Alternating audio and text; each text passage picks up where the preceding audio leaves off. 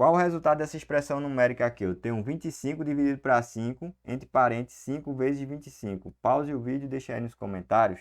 Então, em primeiro lugar, a gente vai olhar as operações, né? Eu tenho uma operação dos parênteses, divisão e multiplicação. Então, pelo grau de prioridade, ó, eu resolvo primeiro os parênteses. Aí eu vou ficar entre uma divisão e uma multiplicação. Elas estão no mesmo nível.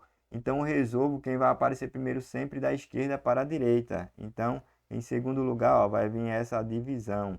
E só em último vai vir a multiplicação, beleza? Então vai ficar assim, ó, 25 dividido aqui para 5, que multiplica. Vê só, tu tem aqui, ó, 5 vezes 25. Como é que tu faz isso aqui de forma rápida, ó? 5 vezes 20 vai me dar 100, mais 5 vezes 5 vai me dar 25. Então 100 mais 25 vai dar 125, beleza?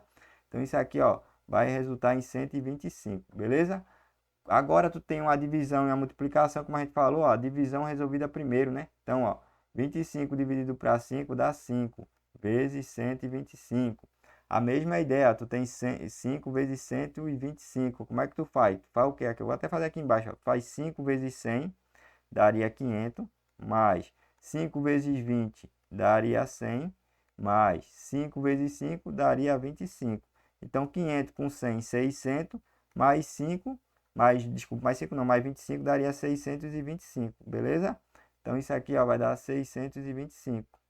Aprenda essa ideia aqui de quebrar, né, a operação aqui das multiplicações em parcelas de soma, porque é muito importante para você galgar aí, né, para você que está treinando matemática, ficar bem desenrolado aí e fazer as questões de forma bem rápida, tá certo?